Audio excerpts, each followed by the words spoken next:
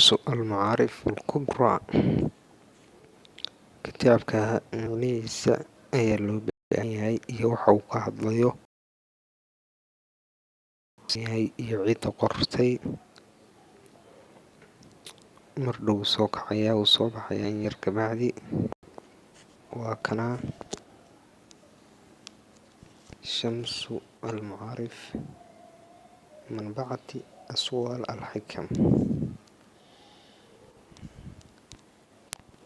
cutubiyadiisa qayb ka mida ayaan idin tusayaa.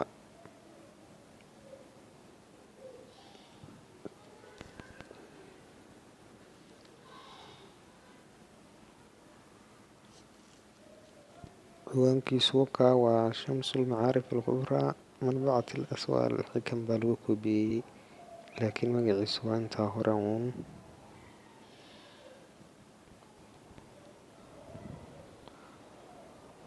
waa kan ciddii taqaana.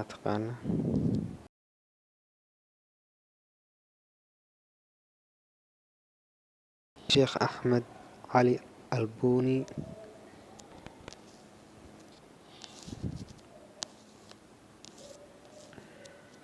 wuxuu ka kooban yahay 300 beyj, waana 40 cutub.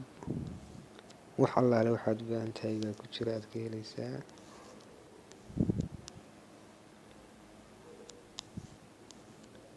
haddaad garanaysid luuqadda carabiga aad si fiican ugu fiican tahay.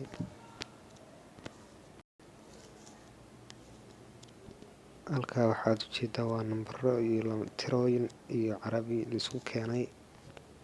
qofkii carabiga si fiican u garanaya buugga cilmigiisa oo dhan wuu la baxayaa, wuuna ka faa'iidayaa. buuggan waxaa la qoray